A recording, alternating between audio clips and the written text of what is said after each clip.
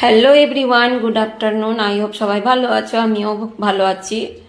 কালকে Facebook creator Abul হাসেন ভাইয়ের death হয়ে গেল, মানে সে ভগবানের কাছে চলে গেছে। যাই হোক, ওনার আত্মার শান্তি কামনা করছি। সবাই সাবধানে থাকবে, সবাই ভালো থাকবে, সুস্থ থাকবে।